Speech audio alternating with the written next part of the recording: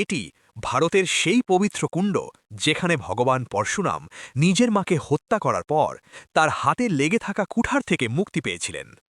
এটি মহান ঋষি যমদগ্নি ও তার পতিব্রতা স্ত্রী রেণুকার কাহিনী। বলা হয়, রেণুকা প্রতিদিন নদী থেকে কাঁচা মাটির ঘড়ায় জল আনতেন। তার সতীত্বের শক্তিতে সেই কাঁচা ঘড়া কখনো ভাঙত না।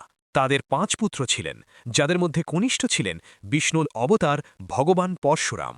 একদিন রেণুকা নদীতে স্নান করার সময় স্বর্গের সঙ্গীতস্বর গান্ধার্বদের ক্রীড়া করতে দেখেন।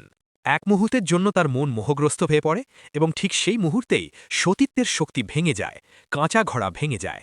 যখন তিনি আশ্রমে ফিরে আসেন, ঋষি যমদগ্নি বুঝতে পারেন রেণুকার মন এক মুহূর্তের জন্য বিচলিত হয়েছে।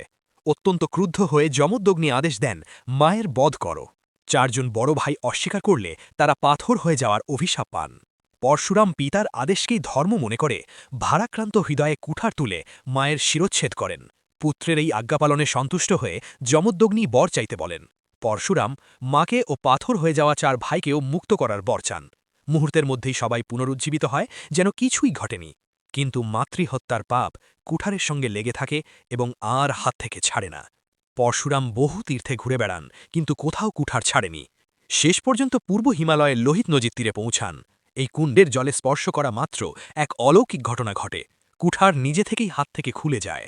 এই পবিত্র স্থানই আজ অরুণাচল প্রদেশে পরিচিত পরশুরাম কুণ্ড নামে।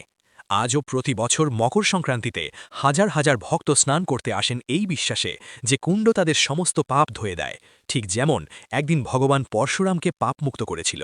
যদি এই গল্পটি আপনার ভালো লেগে থাকে, লাইক করুন, শেয়ার করুন এবং হাম হিন্দু চ্যানেলটি সাবস্ক্রাইব করুন। জয় পরশুরাম।